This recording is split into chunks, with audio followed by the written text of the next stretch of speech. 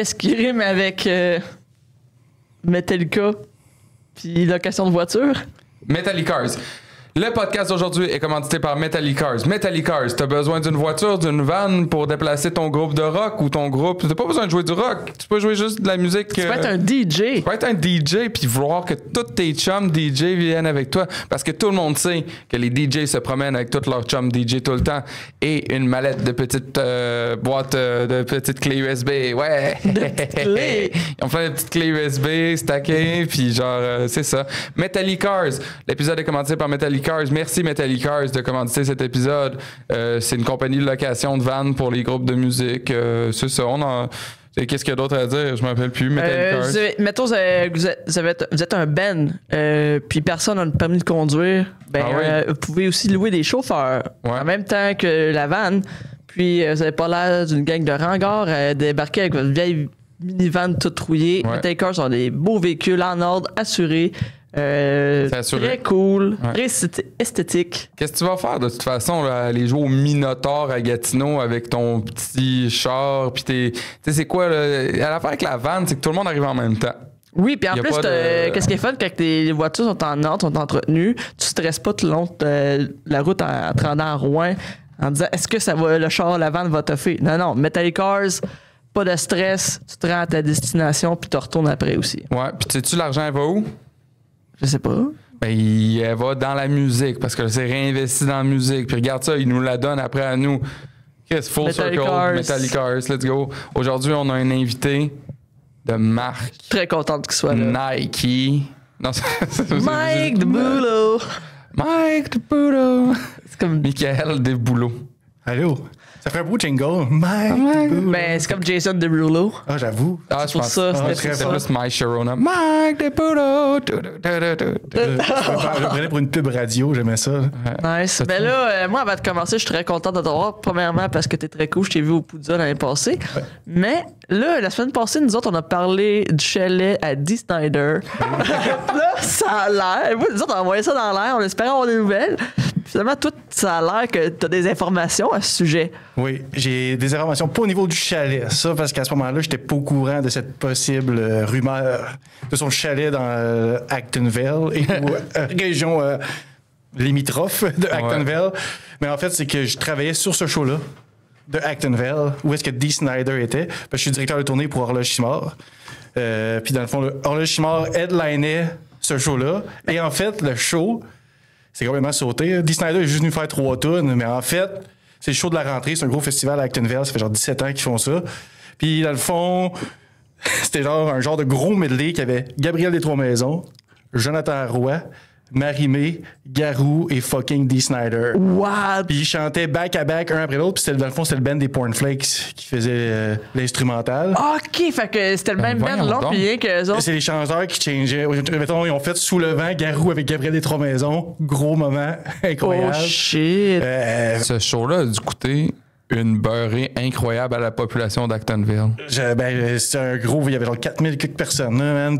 Pour vrai, un des très beaux festivals de région que j'ai vu de ma vie, là, pour vrai. Là, après 10 ans que j'en fais des shows, c'était capoté. Le show avait pas de crise de sens, pour vrai. Là. De quel, mettons, sur le line-up que... Tu sais, Dee Snider...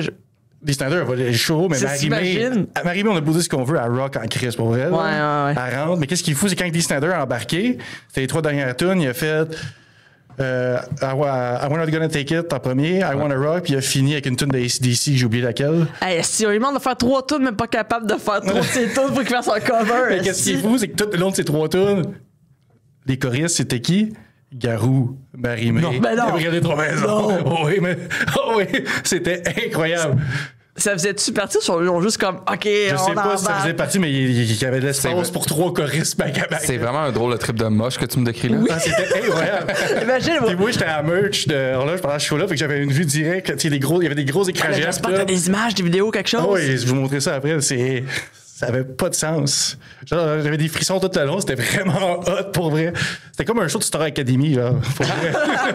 C'est un show de variété. T'as comme des qui chantent Highway to Hell avec Garou, puis Gabriel des Trois Maisons. Chris, c'est malade. By the way, chic type. Designer? Ouais, sur le croiseur, puis on avait comme une loge. Je savais que ça avait pas de sens. On était comme dans une maison des jeunes. Alors là, j'étais en haut, puis dans le sous-sol, t'avais toute la gang de Garou arrimés, puis tout, puis ils descendaient une faire un petit tour, m'amener. Je faisais attachés. Au début, je l'ai même pas reconnu. Puis je Chris, c'est Dee Snider, ça. Puis le gars, man, super smart, man. Il faisait ses affaires. Puis... Mais qu'est-ce qu'il faisait avec Actonville s'il n'y a pas un chalet dans le coin? Ils l'ont fly, hein? Un fly-in, fly-out, peut-être. Tu penses? Mais gars, ça doit coûter cher. Depuis qu'Éric Lapointe était en pause, il n'y a plus d'autres rockers à part lui qui chantait Casanova, là. Le gars des respectables. Non, Martin Deschamps. Martin Deschamps était là la veille. Il peut pas faire 2 shows de suite avec une voix de rocker. Ça prend un autre rocker. Casanova. C'est la veille, il y avait ça. La veille, t'avais genre Martin Deschamps, puis plein d'autres mondes, puis en tout cas. Hey, j'ai vu cette semaine une vidéo de Martin Deschamps avec des pétards au bout de ses béquilles. Ça, c'est badass. Genre, ça.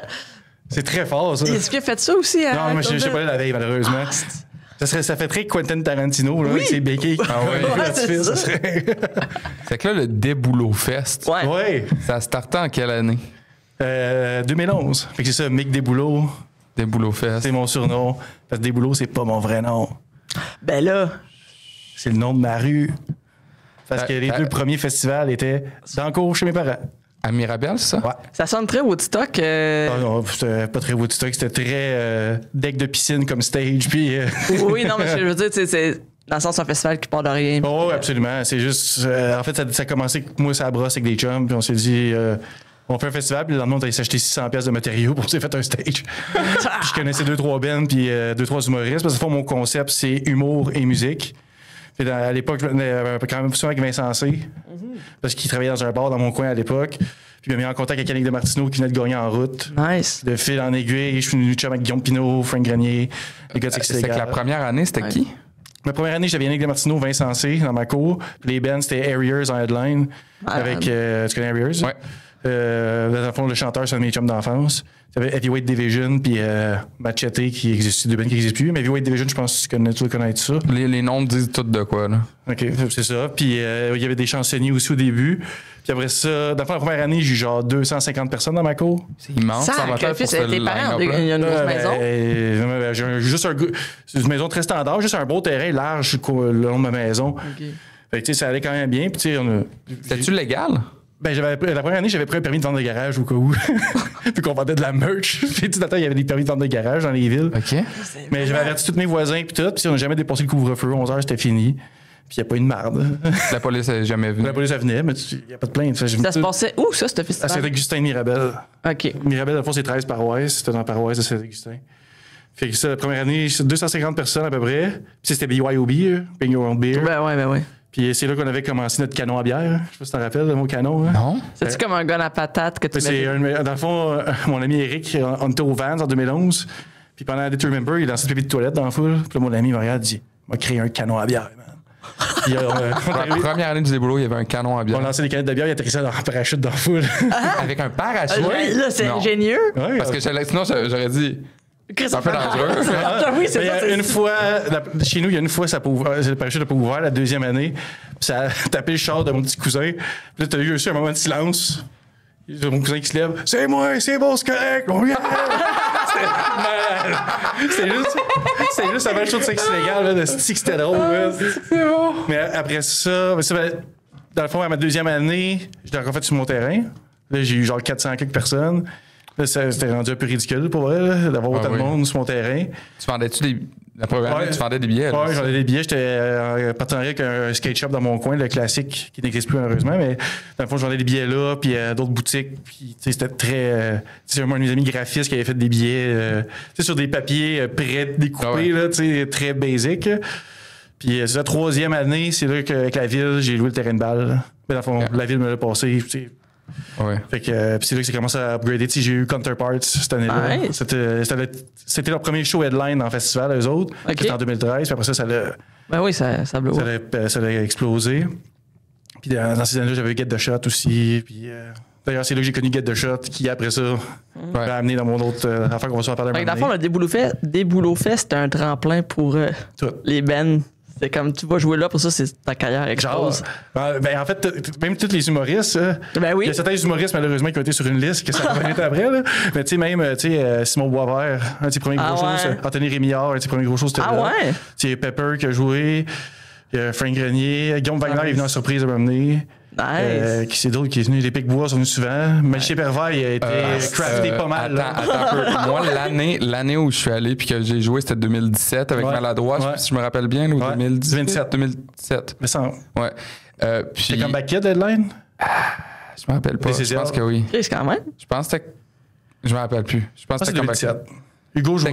Oui, c'était Hugo qui jouait. Ouais. Hugo jouait avec Midi? Ouais. C'est ça, ok, ouais. Mais anyway, on faisait une petite tournée Lost Love puis Maladroit, là, le band de France. Puis c'est que j'étais avec des Français, puis les Pic-Bois étaient sur le stage. Et les Pic-Bois, ils faisaient le magicien pervers, c'est ça?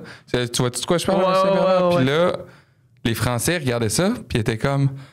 Qu'est-ce qui se passe?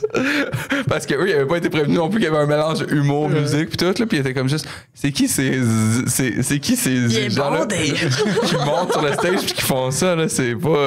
Mais tu sais, en plus, c'était très familial comme festival. Puis dans le fond, moi, il n'y a pas de barricade devant le stage. Devant le stage, c'est juste un gros tas de bottes de foin, puis le monde, pour le volume, les pognait, s'assoyait dessus.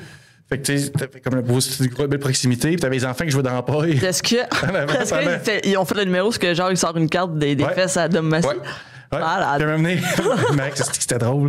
Il y avait l'enfant d'un de mes amis qui jouait là avec l'autre enfant de mon autre ami. Puis là, t'as juste Max, ça m'a fait qui regarde le petit Arthur. Il dit alors, mon petit mec, on se fait une petite paillasse pour ce soir. Puis là, t'as le père d'Arthur, mon ami, il broille de rire.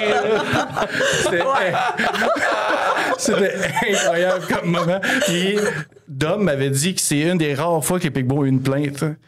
Après le déboulot, une plainte? Ils ont eu une plainte comme quoi que c'était de mauvais goût de faire ça, je sais pas trop. Genre, ils ont dit que l'humour était super, mais qu'il aurait dû read the room. Moi, j'étais comme non, c'était du bon génie. C'est ça, dans le fond, il y avait tout le temps 4-5 belles au début de la journée. Puis après ça, pendant genre 1h30, 2 heures, il y avait un break. Voilà l'humour. Puis souvent, les shows extérieurs, c'est difficile. Tu as déjà fait. Tu sais, c'est à la place des spectacles. On s'entend que c'est fucking tough. Mais tu sais, là, il y a vraiment le monde se met en mode humour. Le monde s'assoit, c'est relax. C'est parfait, justement. C'est cool qu'avec le break de... Le monde, justement, c'est assis, il chill, puis c'est... Puis souvent, c'est là que ça attire beaucoup de monde. Un switch de crowd. Puis c'est bon, après ça, c'est pour ça vous autres avez joué, je pense, direct après le humour. Je pense que c'était avant. On a joué direct après. Ah ouais? Ouais, c'est Maladroit qui avait joué avant. Ça se peut. Puis tu sais, grâce à ça, ça fait qu'il y a plus de monde qui reste, puis du monde qui serait pas nécessairement venu pour le punk, parce qu'il y en a qui venaient, c'est que les scans de point de vente, là, je voyais du monde qui arrivait juste pour le volume puis ils se sacraient leur camp après. Là. OK. Moi, je me rappelle juste que j'avais genre pas de voix. Mais tu finissais, c'est le dernier show de la tour, je pense. Non, c'était genre le deuxième, malheureusement. Puis c'était la fin. Puis dès le début, ma voix était scrap. Puis le lendemain, le show qu'on avait était à Repentigny, puis il avait été annulé. Puis à Ripaille. Ouais, puis c'était un house show qu'on avait réussi à rebooker à Montréal. Puis moi, j'ai dit, je le joue pas. Là, Lost Love, on va annuler. Puis Maladroit, faites-le tout seul. Puis... Mais là, pourquoi que ça n'existe plus, ce festival? Ben, c'est dans le fond, je l'ai fait jusqu'à 2018. Puis j'étais très masochiste là-dedans. J'étais un one-man army. C'était pas moi tout seul de A à Z. Puis j'avais beaucoup de difficultés à déléguer. Puis j'ai juste l'aspect sonore que je déléguais. C'est mon ami Martin Albert, je le salue. Que c'est grâce à lui que le déboulot vraiment ça fait longtemps parce qu'il a pu m'aider. Parce que niveau son... de la misère à monter un pied de micro. Hein. J'exagère, mais... non, mais tu sais, je connais absolument rien. Fait que c'est lui qui s'en occupait. Puis le reste... mes amis m'aidaient le jour du festival, évidemment. Mais avant ça, j'avais bien de la misère à déléguer. Les 2 dernières années, c'est là que j'ai commencé à vraiment déléguer plus. Mais le mal était fait. Hein. J'étais trop brûlé. Ouais. Fait que 2019, j'ai pris une pause. Puis aussi, au niveau financier, hein, ben ouais. Tu perdais beaucoup d'argent? Ben, je n'ai perdu plus que je n'ai fait. Mais tu sais, mettons, 2015, avec Connor, j'ai... tout remboursé mes dettes de 2013-2014. Après ça, ça redescend, ça monte. C'était. Ouais, c'est ça. T'avais-tu du financement un peu? La ville m'a aidé beaucoup. Puis une couple d'affaires, mais l'affaire, c'est que j'étais pas considéré comme un vrai festival parce que j'étais pas 3 jours. Selon la SODEC, genre? Ouais, ben voilà, les trucs du Patrimoine Canada, ces affaires-là. Là. C'est pour ça que souvent, il y a des festivals qui font un podcast le jeudi. Tu sais? Ouais. On a, avec le Poudja, là, comme récemment, on a appliqué pour une grosse bourse de la SODEC, là, puis on cogne sur du bois pour qu'on va l'avoir, là, mais parce que si on l'a, on va retourner justement à l'extérieur. Puis c'est ça, là, ça disait, est-ce que votre festival est au moins 3 jours? Ouais, nous, 3 jours, mais après ça, c'est vrai que c'est comme... C'est une drôle de critère. Parce qu'après ça, si tu viens à dire c'est quoi un festival d'une journée, c'est pas un festival, c'est juste un spectacle. Ouais. Qu'est-ce qu'un festival? Mais sur 2 jours dans ma tête, c'est un festival. Mais tu sais, même. Aussi. Tu sais, le festival, c'est-tu la quantité de jours ou la formule? Tu sais, c'est ça qui est compliqué. Je sais pas, parce que tu sais, des fois en joke, mettons un show avec 10 bands, on peut appeler ça un festival, mais tu sais. C'est un bon show hardcore là, qui commence à 3h l'après-midi, hein, à l'Olympia, les grosses tournées qu'il y avait dans le temps. Là. Mais ouais, c'est ça. Puis 2018, c'était ma dernière année. 2019, j'ai pris une pause. Puis en 2020, t'es comme, yes, je vais le refaire. 2020, en plus, il y avait des gros pour parler avec quand même des très gros bands. Là, j'étais vraiment content, j'étais motivé. Finalement, le jour de ma fête, le 15 mars, il est arrivé quelque chose. Le deuxième avion a frappé. On était où? Micro d'anglais. Ouais. C'est bon. C'est ça, puis depuis ce temps-là, on dirait que j'ai comme pas un PTSD, mais. C'est. Je me sens pas prêt, puis j'aime mieux à date. À place, j'aime mieux m'investir dans d'autres festivals. Tu sais, ça m'a permis d'avoir beaucoup de contacts. Puis, tu sais, on va pas parler par après, j'imagine, j'ai pu tourner dans le monde avec d'autres bands grâce à ça. Mais, tu sais, je m'investis dans le Poudja à cette heure, j'étais allé booker certains bands, je fais de la gestion de scène, je travaille au Festival de Baie-Saint-Paul, Festival au lac de Granby, tu sais, ça fait la même. Puis, j'aime mieux, pour l'instant, j'aime mieux aider les autres festivals à booker puis amener mon expertise. Si je veux pas, j'ai quand même l'équivalent d'une maîtrise en événementiel. Ouais. Tu sais, je me suis planté. Tu pourrais donner ton masterclass. Peut-être.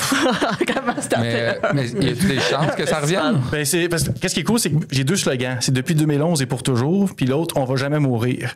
Wow. Fait que c'est un gros hiatus. C'est sûr, je vais en faire un One Last un moment donné. Je sais pas quand. Je sais pas où. Ça va être à Mirabel, c'est sûr. Fais-le dans la cour de chez tes parents. Ramène ça plus petit. Au nouveau développement, à cette heure où ça peut être impossible.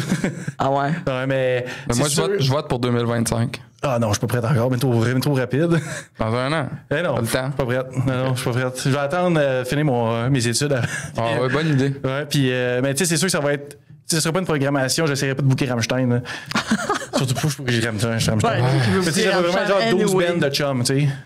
Tu sais, j'ai pas envie d'emmener Architects, tu sais. Je vais vraiment amener 12 bands de chum. Ouais. Peut-être Guillaume va être là, tu sais. Peut-être Maud va être là, tu vas les mots aussi. Ça serait le fun. Je suis un chum. Un Chris de chum. C'est-tu sur le podcast que quelqu'un racontait l'histoire de Rammstein qui collissait des bouteilles de champagne sur la face des gens? Non, j'ai jamais entendu cette histoire-là. J'ai entendu l'affaire de lui qui s'habille puis du monde le regarde. Hein? C'est quoi cette histoire? Quand ils avaient sorti ses allégations, là, qui demandait à des femmes de le regarder s'habiller. Là. Il pognait des filles sexy, puis il s'habillait sexy, selon ses goûts à lui. Puis que des filles viennent le voir dans la loge pendant qu'il change. Ça avait sorti un article. C'était juste ça. C'est l'article qui avait sorti en Allemagne. Parce que il y a quelqu'un qui m'a raconté une histoire, mais qui fait pas de sens. Puis attends un peu. Puis la personne qui me l'a raconté, c'est quelqu'un qui aurait pas dû me le raconter. Parce que c'est quelqu'un qui travaille dans l'événementiel, je vais le dire comme ça.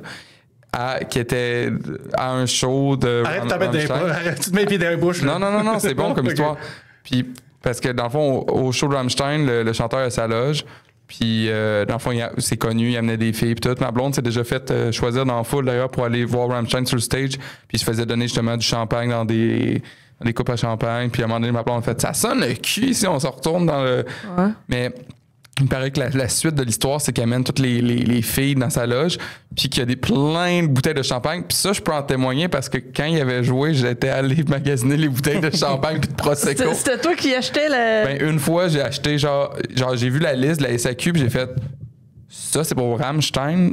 Mais c'est bien bizarre comme liste. Parce que normalement, tu sais, mettons un band, même s'ils sont genre 100 dans le crew, whatever, tu sais, il n'y a pas genre 30 bouteilles de Veuve Clicquot pour le band. Là. C'est comme insane. Pour un catering, pas gagner des canettes, puis that's it. C'est insane là, comme demande. Là, ça coûte tellement cher.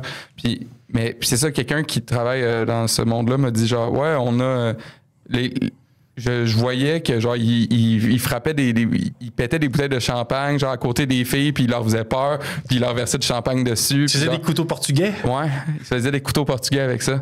Mais genre tu sais comme il a jamais dans cette histoire-là, il a pas blessé personne, mais il faisait peur. Mais il faisait peur aux filles. C'est un homme sévère. C'était dans son trip. Il fait peur en général. Je suis sûr qu'il dit bonjour, comment ça va, puis il est effrayant. Il a tout le temps l'air de sentir la soudure. Il a l'air de sentir la soudure. Il est tout le temps dans le feu. C'est pour ça, le gros plein de suif.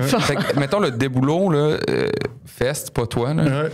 Parce que dans ton dos, on dit « Hey, le déboulot! » Bon, regarde le déboulot que ça en vient. C'est quoi, mettons, ton top 5 des meilleurs moments? Ça peut être des performances de band ou ça peut être genre des... Moments off-stage.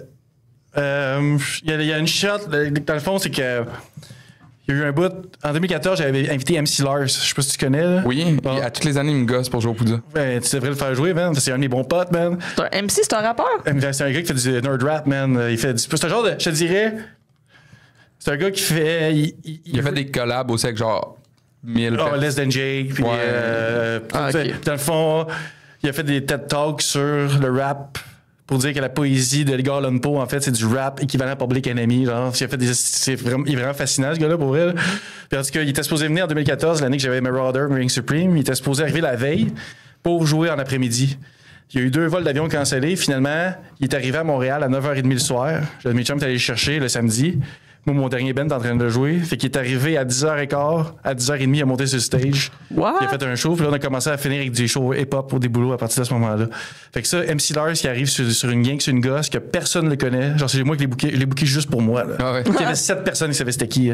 Chris, il restait 300 ou 400 personnes à la fin. Puis ça a été un show incroyable. Nice. Il est resté 8 heures au Québec. Il nous a aidé à déloader le stock. Après ça, je suis allé le porter à l'aéroport. Il y a ça. En 2015... Quand l'année j'ai booké Honored puis Fit for Autopsy, c'est là que des boulots vraiment step up. Là.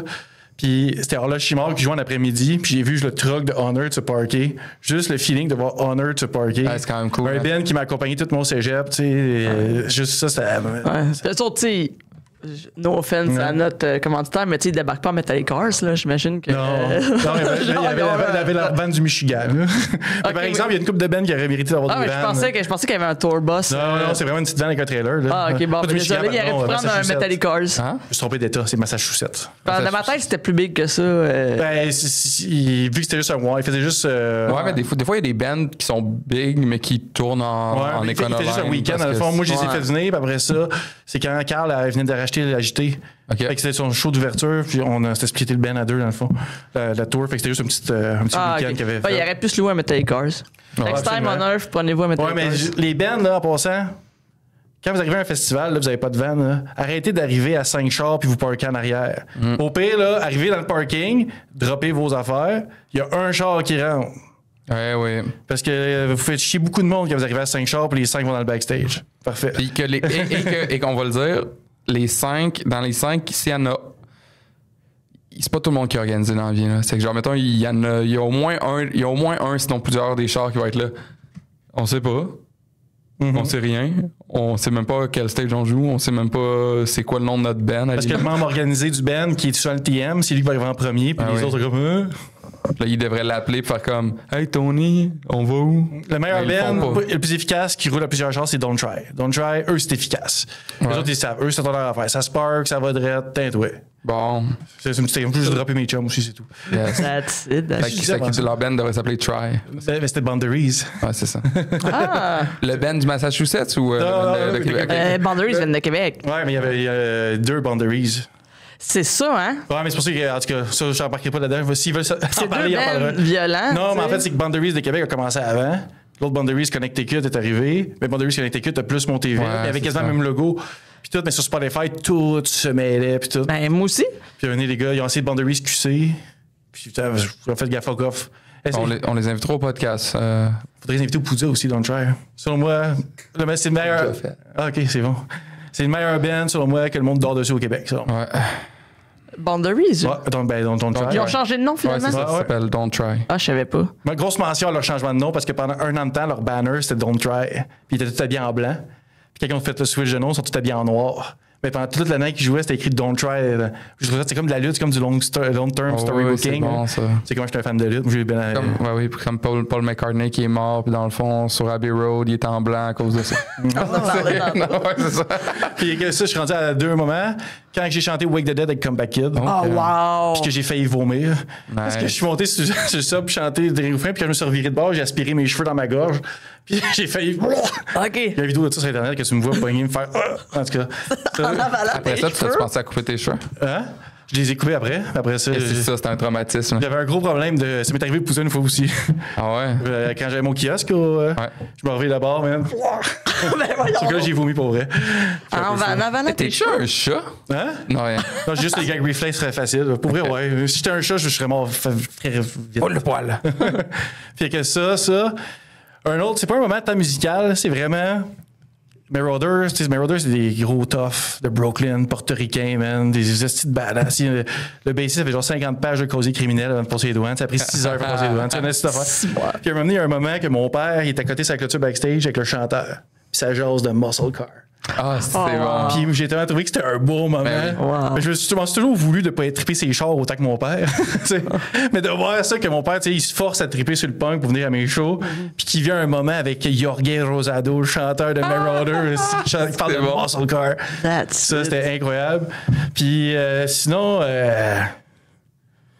en 5e, il y a tellement de beaux moments, mais attends, j'essaie de penser.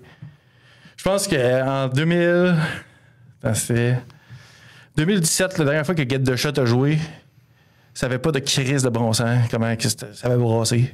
C'était 2017, j'imagine, c'était le moment où Get the Shot, ça commençait à... Mais c'est pas, c'était rendu tout de même. Puis aussi, en fait, c'était un mix des deux, puis aussi, il y avait Screamer, je sais pas si t'en rappelles, le heavy metal suédois.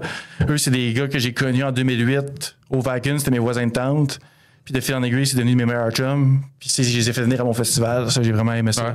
Ouais. En plus, de faire du gros heavy metal dans ce festival hardcore punk, puis que ça pogne, je trouvais ça hot. Ouais. Voir du Circle Pit sur de la musique qui ressemble à Maiden, je trouve ça hot. Nice. Fait que c'est ça. Puis toi, as-tu déjà joué dans un band? Non. J'ai fait des projets plus jeunes avec mes deux meilleurs chums d'enfance, Vincent Pinard et Oli Pinard. Oli Pinard, tu le connais, il joue dans Cryptopsy. Est-ce que tu connais Oli Picard? Pinard. OK. Oui, il connaît Oli Picard. Oui, non, mais t'as peu... C'est parce que, Chris, je viens d'avoir... Tu nommes ces noms-là, puis on dirait que ça sonne quand Oli me parlait qu'il y avait 2 fans. Ça sonne, en tout cas, je me laissais faire. Okay. J'ai une bulle qui est comme vraiment... je viens d'avoir faire comme... je pense que c'est les mêmes personnes. Mais ça se peut. Bon, c'est des fans d'humour, les deux. OK, continue. Mais en tout cas, quand t'es jeune, eux, c'est des vrais... Oli à base, c'est un esti de génie, puis son frère Aguette aussi, mais il joue plus de guide. Mais on avait un projet de band, death metal, moi je jouais du drum. J'avais pas d'argent pour un drum. Fait qu'on faisait des shows dans son driveway, puis mon drum, c'était des chaudières de chlore virées à l'envers. Malade. Mais mon rêve de drummer a pas duré longtemps, mais sinon, je voulais chanter. Pendant la pandémie, j'avais un projet de band. Ça, je l'ai jamais fait. Fait que je fais des feats ici et là de temps en temps. T'as-tu déjà fait un feat sur une tourne de Get the Shot? Ouais. Est-ce que tu screams? Ouais, mais je suis pas très bon. Mais Get the Shot, c'est que j'étais pas sur l'album, c'est que je le faisais live avec la personne qui le faisait ça, pas. Okay. C'était pour le fun. OK. Au début, c'était pour nourrir mon ego un peu. Oui. Après ça, c'était juste pour le fun. C'est bien de nourrir son ego des fois. Ben oui. Ouais. Moi, j'ai une question. T'as l'air d'avoir travaillé pas mal sur des shows, puis... c'est quoi le moment le plus catastrophique ou le pire gig que tu as assisté? Parce qu'on demande souvent aux artistes, c'est quoi ta pire gig? Mais toi, c'est quoi la pire gig que t'as assisté? Que t'as travaillé dessus ou que... un moment débile, c'est cet été que ça est arrivé. Je travaillais au Festif. Je pense que j'en avais parlé sur mon site. C'était à Petit Bouchard, j'en ai parlé. Moi, j'étais au Festif, il y a un gros site, le Parvis, au milieu. Puis il y a eu un esti de gros coup de vent, puis il y a un arbre qui est tombé sur mon site. Au moment qu'il y avait une famille qui mangeait et tout. Mais, tu sais. Sont-ils corrects? Oui, il est blessé, mais tu sais, ça a été réglé. Mais, tu sais, au même moment, moi, j'avais un show, genre surprise, qui jouait au milieu de mon site. Fait que tout le monde était là. Puis, j'ai laissé dépasser de 20 minutes leur set. Moi, je me disais, le monde du fun, j'ai rien d'autre à faire. J'ai laissé jouer. Là, je me disais, si je les avais arrêtés avant, le monde s'est retourné dans la forêt. Où est-ce que le monde chillait? Là, peut-être qu'il y aurait eu. Mais tu sais, un arbre qui tombe sur quelqu'un, jamais dans ma vie. Je pensais que ça allait arriver dans un événement. C'était quoi? C'était un gros arbre? C'était pas un séquoia. Il y a eu on a eu des alertes météo, puis tout, on ferme le site, blablabla. Finalement, tout est correct. Il y a eu un coup de vent, paf! C'est un affaire pas prévoir. Pas prévoir. Un arbre. Mais là, t'étais-tu là, toi, à Emile and the Sniffers, quand ils sont venus à Baie-Saint-Paul? Oui, ça fait depuis 2016 que je suis au festif. L'as-tu rencontré, Emile? Oui, je l'ai rencontré. J'ai fait un face-à-face avec où est-ce qu'ils font les articles d'accréditation. OK. Je serai à la main, super fine. Nice. Allô quand Chris. Ils sont tellement hot. Puis, by the way, là, quand elle est venue au festif, c'était tellement hot. Tu sais, au festif, moi, je travaille là. L'affaire que j'aime, c'est que le 3/4 des bands, je m'en calisse, ça. Tu sais, les bands subventionnés qui attirent personne, mais qui. Ouais. Tu vois, je veux dire, en joke, là. C'est juste des bands du Quai des Brumes qui vont au festif. Moi, ces bands-là, je ne trippe pas ce genre musical-là. Tu comprends le stéréotype que je fais un peu. Puis, dans le fond, quand Emile de Sniffer vient, elle a joué le samedi. Tu sais, la veille, mettons, t'avais genre Québec Redneck, ou des affaires de même, puis ou genre Daniel Bélanger. J'ai vraiment des noms, là. Mais tu sais, c'est un clash total. Ouais. Fait que le samedi, t'as tout le monde de Montréal, de partout au Québec, qui sortent avec leur beau cuir. T'sais. Le beau cuir, les belles bottes cirées. T'sais, eux, c'est leur sortie de l'été. Puis la vibe était tellement le fun, là. Tu sais, le site principal du festif, c'est genre, je sais pas moi, c'est 6 000 à peu près, 5-6 000. Mais tu sais, c'était 5-6 000 punk, rocker, métalleux, même du monde un peu plus indie, mais qui ont sorti leur cuir. Puis ça, j'ai trouvé ça hot. C'était cool. Ça revient. Ils font plus jamais des petits festivals de même. T'sais, ils reviendront pas à festivals qui sont rendus trop big, là, oublie ça. Là. Émile, ouais. Émile, d'après moi, à ça va juste jouer à Chicago. Non, c'est ça, c'est ça. Ça a joué à Chicago? Ouais, ça a joué. C'est ça. Ouais, mais le festif, souvent, est avant-gardiste pour ça. C'est pour ça que j'aime beaucoup ce festival-là. Cette année, il y a eu Soul Glow, je pense. Soul Glow, ouais. Ouais, puis c'était Chris Morat. Le monde n'était pas prêt à ça. Le monde qui ne connaissent pas Soul Glow, qui sont allés voir Soul Glow, ils connaissent pas le hardcore aussi. Ils ne comprennent pas les codes du hardcore. Je pense que la première fois que Soul Glow. C'est quoi Soul Glow? Non. C'est des codes de New York, Détroit, Californie. Philly. C'est genre 3 gros noirs vraiment badass. Et un blanc. Ouais. Puis genre, du drum. Ouais, puis ils sont massifs. Okay. C'est le casting de Fat Albert, pour vrai, là. Mais tu sais, ils sont badass. Okay. Puis c'est la première fois que je voyais autant de monde faire un push pit. D'habitude, hardcore, t'as les codes du hardcore, tu sais. Puis là, je suis sûr que Soul Glow, c'était la première fois qu'il y avait un pit que c'est juste du monde qui se pousse. Il y avait beaucoup de monde aussi qui était de même. Ah oui, c'est ça. Mais c'était crissement cool. Mais ça, c'est une affaire qui est arrivée de débile. Mais sinon, un moment vraiment fucked up que j'ai vécu, c'est au Wacken l'été passé, avec Kid the Shot. En Allemagne, ouais. Je suis en train de manger mon petit burger. Ben relax. Qui c'est que ça soit pas en arrière de moi? Dave Mustaine. Oh, shit! J'ai eu un petit feeling en dedans de moi. J'étais comme, oh shit, il est tellement petit. Il a tellement l'air ravagé. Ah ouais, il fait le pas, là. Mais il marche très lentement, puis une petite voix, puis tout. Tu sais, mais il me tellement. Dans ma tête, c'est un grand, tu sais, que une belle chevelure rousse. C'est un lion ravagé, mais c'est un lion. Mais petit. Ben, c'est ça, c'est un grand moment. Puis aussi, un autre bon moment, cette édition-là, c'est quand j'ai croisé Ville Valo, le chanteur de Hymn. Okay. Tu sais, mon époque, c'est KY Jackass. Je l'ai vu, ce grand Finnois de 6 pieds 8, man, avec la petite tuque avec la petite palette. Wow. Et parce qu'il joue en même temps que nous. Il y a encore ça comme. Hey, cette journée-là, au Wacken, il y avait. Je te jure, il doit y avoir 2000 personnes qui avaient cette tuque-là puis cette petite palette-là devant Ville-Valo. On peut-tu ramener ça? Je pense que je vais m'en acheter. Les catuques? Les tuques à petite palette. Une catuque? Ouais. C'est le même que ça s'appelle? Ouais. Une casquette, une tuque avec une casquette. C'est chauffeur de train. Pas chauffeur de train. Non. Pas chauffeur de train. C'est l'hybride entre tuque de snow puis chauffeur de train. Ouais, c'est ça. D'accord? Oui. C'est drôle.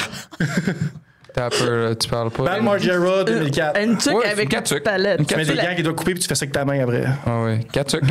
Ah ouais. OK. Mais c'est parce que moi, quand j'étais en Allemagne, j'avais dans le nord de l'Allemagne, ce que j'ai remarqué, c'était beaucoup de gens qui avaient les casquettes sans palette. Là. Ouais.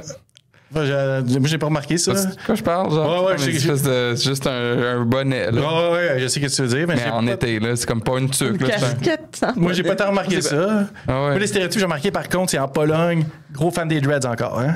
Ah ouais? En Pologne, ça vit beaucoup dans un clip de Korn, ce monde-là, je pense. C'est un show, là, pour vrai, là. Beaucoup. Si j'habitais en Pologne, Mais ça traite beaucoup nu métal, je pense, la Pologne. Ouais. C'est quoi les pantalons faits fucking larges sur le bas, là? Ah, ben, c'est les baggy pants, ça? Non, c'est. Non, c'est Korn, là. Tu sais, c'est. Les pantalons Adidas, genre les. Non, c'est des pants vraiment lettres, là. Chris. Oui, mais j'ai pas le terme, mais je sais que tu veux. Metal Pants. Comment ça a commencé c'est quand la première fois que tu as été directeur de tournée? Dans le fond, ça a commencé en 2000. Quand j'ai fait le début 2013, les bands suédois étaient venus. Le Screamer, la première fois qu'ils venaient. Puis je leur avais organisé une tournée à distance avec Ben Alcoolator de Montréal qui n'existe plus. C'était du trash metal. Fait qu'à distance, j'avais plus booké la tournée. Mais sur les shows, j'avais aidé. Mais après ça, à leur lancement d'album en 2013, j'avais été en Suède pendant les vacances. Puis j'avais fait une couple de shows avec eux. J'avais chauffé la van, puis tout. Puis les gars de Get the Shot. Chauffé la vanne en Europe. Ouais. Oh shit. Ouais. Puis. Tout un contrat pareil. Hein? C'était manuel, ouais. Avec une vieille Peugeot. Une vieille Renault. Genre, c'est une vieille vanne de facteur suédoise. Ouais. Puis, c'est ça, dans le fond. Puis, je venais de connaître Danny Get the Shot. Puis, Danny, il avait vu ça. Puis, là, après le déboulot, il a vu comment je travaillais. Puis, tout. Puis, il m'a offert. Dans le fond, c'est leur deuxième tournée en Europe. Danny m'a offert d'être chauffeur pour eux autres. Puis, à ce moment-là, on avait François Deschamps, que je dois tout connaître. En tout cas, il travaille dans l'événementiel aussi. Lui, il était tour manager. Moi, j'étais chauffeur. Fait que j'ai tourné avec eux une tournée en Europe. On a fait genre 15 dates à peu près. Après ça, je l'ai refait avec eux autres là, comme chauffeur et tour manager en même temps. Et de fil en aiguille, ça montait juste tour manager. Puis après ça, j'ai travaillé avec eux autres. Parce que là, tu chauffes pas l'autobus de Non, on a un chauffeur polonais. On a un chauffeur polonais qui est crissement nice. T'es-tu tout le temps à tourner avec eux autres? Jacek, il s'appelle. La dernière année, puis j'étais pas mal tout le temps qu'eux autres. Là, les derniers temps, c'était plus des petites tours que... Tu sais, les gros festivals, souvent, ça vaut pas...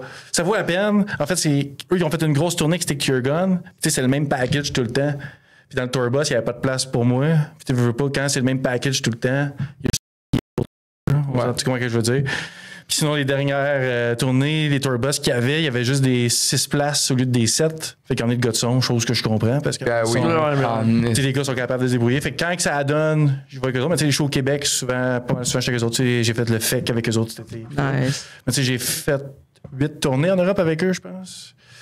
Puis ça a vraiment explosé, surtout en même temps que Get the Shot, que je fasse plus de contrats aussi. C'est 2017 quand on a fait la tour avec Comeback Kid, These Nuts, puis First Blood en Europe. 28 shows en 28 jours, c'était... Aïe, c'est beaucoup, hein. C'est ça qui avait mis Get the Shot sur la map en crise aussi en Europe, je pense. Puis à partir de là que j'ai vraiment pogné à piqûre de plus m'investir avec les bands, aider. Puis là, j'ai travaillé avec Caravane. J'ai fait des shows les 5-4 un peu. T'as-tu été tour manager pour Caravane? J'ai fait une couple de fois, ouais. Ah ouais? Il m'appelle le tour manager à temps partiel. Ah, nice. Surtout quand il part de Québec, mettons qu'ils vont au Minotaur, ils me pognent en chemin. Ou le Champ Montréal, des affaires de même. J'ai fait Cattle Decapitation un peu, Question de Québec, Cryptopsy, Screamer, puis Ben Suédois, là, puis... c'est ça, là. Un je t'ai aidé à amener une valise, là. Quand t'as fait ton show avec John Snodgrass, que finalement c'est toi qui as fait le show de John Snodgrass. Ah, c'est vrai, ça. C'est une bonne anecdote. Ça. Comment ça qu'il a pas fait Quel show gênant, hein? Une chance Guillaume était là. Guillaume a sauvé la face à cet homme-là. C'est-tu qui, John Snodgrass? Il joue dans quel band? Non, je sais Drag the River, mais il est connu en ce moment comme étant le John Snodgrass, là. Le gars qui fait plus de moche à la terre avant le show. C'est quand même une bonne anecdote pour le podcast, je pense. Okay, ça, en fait, j'ai donné du poudre avec, en plus. Ah, ben, en plus, il y a la suite, c'est bon. Comme c'était Yarn, hein? C'était au mois d'août de l'an dernier. Je joue un show avec John Snodgrass, qui est au Quai des Brumes, qui est un espèce de... Tu sais, dans le monde du punk rock, folk punk, là, comme John Snodgrass, comme quand même un gros nom. Là. Puis, mais il est mêlé comme une poignée de clous. Tu sais, genre, j'envoie des emails. Puis, en tout cas, des fois, il écrit son email dans le sujet du email et non dans le... Ça m'est arrivé 2 fois. Il y a tellement d'artistes, je me demande comment que quelqu'un est désorganisé de même. Ah ben moi, je me pose la question. Comment tu fais pour réussir, tu sais? Genre, c'est que là, il arrive, j'habite à côté du Quai des Brumes, c'est que je dis, hey, viens chez moi avant, puis tout. Puis il me dit, je devrais être là vers, mettons, 4 heures. C'est comme cool. Le show est comme, faut qu'on soit là-bas vers 6 heures, 7 heures, ça nous laisse du temps pour chiller. 4 heures, il est pas là. 5 heures, il est pas là. 6 heures, il est pas là. Puis là, je suis comme, t'es où, hein? Puis là, il fait comme, je me suis perdu, puis tout. Parce qu'au début, j'étais comme, j'avais peur qu'il n'ait pas passé à la douane. Ah, ok, ouais. Puis là, finalement, il arrive à 7h30 chez nous. Puis là, j'étais comme, ok, tu sais, genre, let's go, on va au Quai des Brumes, puis tout. Il fait, ouais, attends un peu, ça sera pas long. Puis là, il arrive, il dit, t'en veux-tu un petit peu? Puis là, il était comme, il y avait du moche. Puis là, j'étais il était pas une douche aussi. Puis, oui, c'est vrai, c'était une douche. Il avait pris une douche. T'es vrai, t'étais là pour ces étapes-là. À la fin, lui, il est arrivé, il s'est mis en mode, je cherche du moche. Non, il n'avait. Puis là, j'ai comme fait, t'as-tu passé les douanes avec ça? Il fait comme, ouais, mais tu sais, c'est pas grave, c'est du moche, hein. C'est pas grave, c'est du moche. C'est comme, man. C'est illégal. Un fin produit du maraîcher. T'es ambitieux en esti, là, je veux dire. C'est comme, tu sais, c'est dans. En tout cas. Puis là, c'est que là, j'ai comme, non, tu sais, je vais pas faire de moche avant de jouer un show, c'est bizarre. Il fait comme, ok, bon, ça en fait plus pour moi, whatever. Il fait du moche. Puis là, le show, je sais pas à quelle heure il était là. Tu sais, mettons, le show, peut-être qu'il commençait à 9, 9h30 ou un truc de même, vu qu'on était juste 2. Puis là, avant le début du show, il vient me voir et fait, hey, dérangerais-tu si on jouait, je joue avant toi? Puis là, je suis comme, ben non, ben oui, ça me dérange, là, ça fait pas de sens si tu joues avant moi, là, t'es John Snodgrass, là, ça n'a pas rapport. Il fait, ok. Puis là, après ça, j'ai dit, pourquoi? Il fait, ben j'ai peur d'être trop gelé pendant que je joue. Puis là, je suis comme, t'as peur d'être trop gelé pendant que tu joues, mais ok, mais tu sais. Il avait déjà atteint le point de non-retour. Ouais, à ce moment-là, il avait atteint le point de non-retour. Puis 5-10 minutes plus tard, il vient me voir, fait comme, ouais, là, c'est parce que d'abord, j'ai une autre chose à te proposer. Est-ce qu'on peut aller tous les deux sur le stage en même temps? Là, j'étais comme, OK. C'est que là, c'est comme c'est quoi, tu veux qu'on alterne une tune chaque, puis il était comme, on va faire ça. C'est que là, toi, tu peux peut-être raconter la suite. En fait, c'est qu'il a commencé à jouer 2-3 tunes, genre, puis là, il a fait So, I invite Guillaume to come play with me because I don't remember the song. T'es pas avec lui from the start? Ah ouais? Non, c'est après, genre, mais le show, c'était juste toi puis lui? Ouais, acoustique un après l'autre. OK. Puis là, genre, il dit let's do a cover. Moi, j'ai genre fait blind de face to face, genre. Le monde devait être trippé dans la salle. C'était malaisant. À la fin, il y a un gars qui a demandé d'être remboursé, me semble. Ah ouais, puis c'était plein, genre? Non. On était une trentaine, mettons, je dirais. À peu près. Puis il y a... Parce que ce qui s'est passé, c'est ça. Moi, dans ma tête, on était sur le stage en même temps, tous les deux. Il a fait une tune au début tout seul. Oh non, t'as raison, personne avait tout écrit ton camp, t'étais tanné aussi. Je pense que ça va venir. Ça se peut-tu? Ça se peut. Ben, c'est parce que ce qui s'est passé, c'est qu'on jouait une tune. Puis entre les deux, on jasait. Puis à un moment donné, il m'a dit... Puis ça, je l'ai compris après. À un moment donné, moi, je me rappelle, il a dit genre... Yo, t'as dormi des grosses mains, pis tout.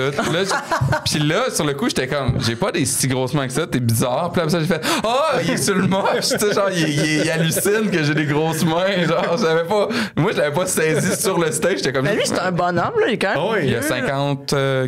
Il était pas au bout de ça, oui, mais c'est ça. Mais attends, puis pour finir l'anecdote, c'est que là, c'est ça, il est complètement défoncé. Puis là, à un moment donné, c'est ça, moi, à un moment donné, j'ai débarqué pour le regarder jouer, puis. Je suis rembarqué parce que j'étais comme. Il commençait ses tunes, il était comme I forgot the lyrics. Let's do another one. Des fois, il jouait, il dit I just thought of something. Let's play this one. C'est comme le Jean Leloup de punk rock. Oui, tu viens de mettre le doigt dessus. Ouais. Puis là, ce qui s'est passé, c'est que. C'est ça. Puis là, à la fin, finalement, le show a terminé. Puis comme. Il y a un gars qui était comme. C'était pas John Snodgrass, ça, là. C'était quoi cette connerie-là, tu sais, puis tout. Puis en fait, c'est qu'entre les tunes, c'était quasiment mieux que genre, parce qu'il y avait comme c'était quelque chose d'humoristique, là, entre moi et lui. OK. Puis. Cool, mais là. Oui, on approche de la fin. Enchaîner. John Snodgrass est arrivé au Poudre. Il est arrivé au Poudre, c'est lui qui closait la soirée au Théâtre 4 où est-ce que tu as joué. Oui. Il est arrivé 20 minutes avant son set. Toute la soirée, je textais Guillaume. Hey, l'as-tu vu? Oh, oui, il est au Coop Out. Ouais. Genre, texte, l'as-tu vu? Il faisait toutes les salles, une par une, avant de se rendre au Fouf. Rendu au Fouf 20 minutes avant son set, il voit le stage, le site, comment il est fait. Ouais. Il dit non, je démonte tout. Il a tout démonté le site, il a mis ça en floor show. 20 minutes avant le set, mon gars de son, il est comme OK, go. Puis finalement, il a commencé à l'heure, il a fait son set, mais il a pas fait une tourne au complet. Il a joué toute l'heure, mais à chaque fois qu'il commençait une tourne, il disait ces musiciens étaient en tabarnak. OK, il était full band. Ouais, puis c'était un band, là, un autre band qui joue au Poudja qui était son backing band. Là. Ouais. Puis il y avait quelqu'un d'autre, quand il est arrivé, et je dis John, you're finally here, blah. Il dit Are you too high to play? Il fait No, I'm so stable. Il me fait des moves de même, man. C'était incroyable. Malade. C'est bon, ben, c'est tout le temps qu'on avait pour aujourd'hui, mais on va demander aux gens en ligne, parce que moi, Mick, je l'aime beaucoup, mais vous, comment vous avez trouvé Mick? Moi, je pense qu'il devrait revenir. Oui, parce que là, j'ai l'impression qu'on n'a pas parlé d'assez d'affaires. Oh, tu vas revenir. Ouais. Genre sur une base régulière. Ouais, même si les gens taillent, on va te faire, je sais pas, si quelqu'un fait comme non, moi je l'aimais pas votre third mic. Fuck off. Fuck you. Dis-le dans les commentaires que tu l'aimes, Mick. Déboulot Fest is back 2025. Non, pas 2025. N'oublie pas, Metallic Cars. Metallic Cars. Aussi, ça se peut que la prochaine fois que je reviens, on va parler de ma carrière d'humour qui a duré une journée. Oh shit, mais là! Yeah.